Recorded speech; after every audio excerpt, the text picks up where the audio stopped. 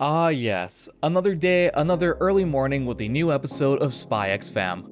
I'm going to keep saying this every single week, but this series just keeps getting better with each passing episode.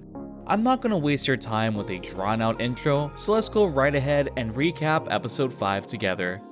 SpyXFam is no stranger to comedy, and this episode really proved that. From the Foragers' string of bad luck at the episode's start to the hilarious shenanigans following Anya's acceptance into Eden Academy, I was literally in tears with how downright dumb this episode was.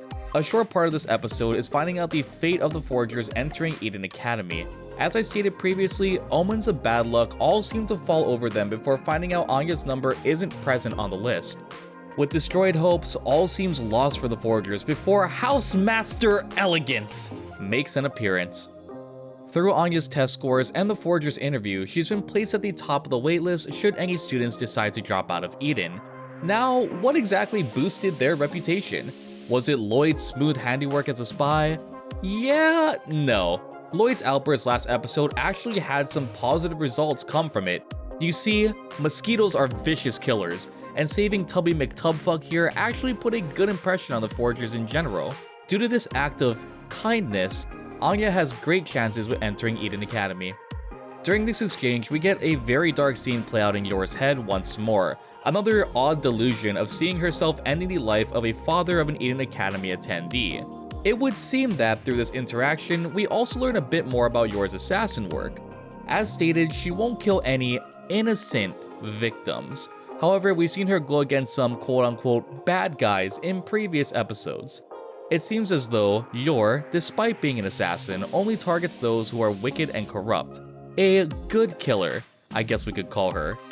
And that's only one reason why she's best girl. Housemaster Elegance also states that he may not be present at Eden when Anya begins to attend. And I'll be damned if that happens. Ramifications for swiftly swatting Swan last episode? I see nothing wrong with that. And as I said before, he was simply taking out the trash. If you ask me, that was smart and elegant. Well played, Housemaster Elegance. Now, for the Foragers, all that's left to do is wait. A few days pass, and bam, they're accepted into Eden. Operation Styx's first objective is complete. I think for the Foragers, they deserve a little celebration. And right on time, Frankie arrives with some food and some booze. I just want to bring attention to a very funny little detail during this episode. Did anyone else see how fast Yor was tanking these glasses of wine? It's a rapid cycle. She pours wine, devours. Ah, look at that, Yor's buzzed. And it seems like the family is having a good time celebrating all together. With a little push for a reward from Frankie, Anya requests to act out a scene from her favorite spy show. Just like the princess in the episode, she also wants to be saved by a spy from the hands of an evildoer. Loid reluctantly agrees to make this a reality, and Jesus Christ, the amount of stupidity that follows is just beautiful.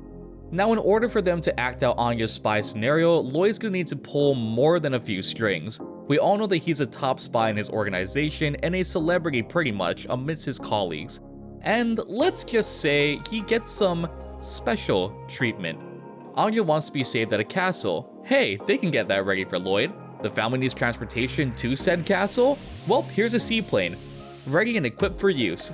And yes, the way they played this out, it seems like everyone thinks this is some grand mission, but oh, it gets so much better.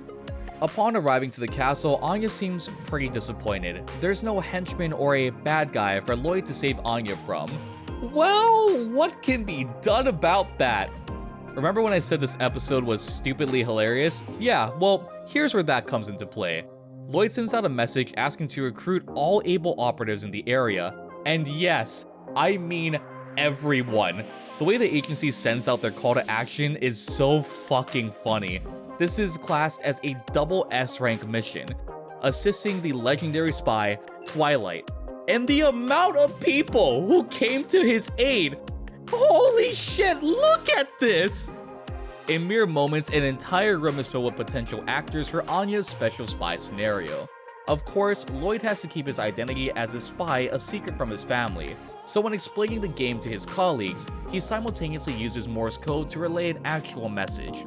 Basically, he's asking everyone to follow along and play their part. But once Anya takes the stage to explain the roles, I think we all know why they were down to do this little mission for her. It's really adorable that many of the spies present alongside Loid, both young and old, all seem to highly respect him. With a cast of talented spy actors, a villain, and a heroine who needs saving, the stage is set for Anya's special day. The wacky sequences that follow just honestly are really cool to see as a viewer. We haven't really had a chance to see Loid face off against any worthy opponents. However, this time, we can see how swiftly and easily he can take down a whole army of spies pinned against him. This dude looked like Madara during the Great Ninja War, just dancing around his enemies to progress further. They really highlighted just how talented and capable Loid is as a spy in this episode, and how quickly he can move on his feet and adapt to any given situation. It seems that any obstacle thrown his way was easily overcome, and nothing could stop him from saving Anya in this fabricated scenario. Unsurprisingly, Loid bests all of his colleagues and finally makes his way towards the final battle between himself and Frankie. But there's one more enemy Loid must face. Loid is pinned to fight against Yor, and holy mother of God, Yor is fucking powerful. Keep in mind, she's off her ass drunk, so this is not Yor fighting at 100% capacity. It would seem when Yor's drunk, she gets a little handsy with people, and not in the way most of you would like.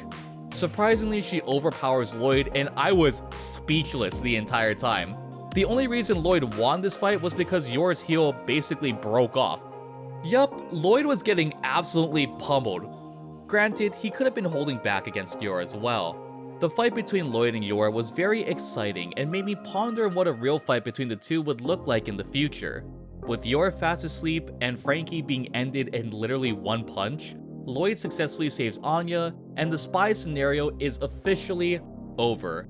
It's adorable to see all of Loid's fellow spies cheering for Anya after all is said and done. It looks as though they genuinely enjoyed their time being a part of this makeshift rescue scenario. They all seem like good sports, and this really wouldn't have been possible without them.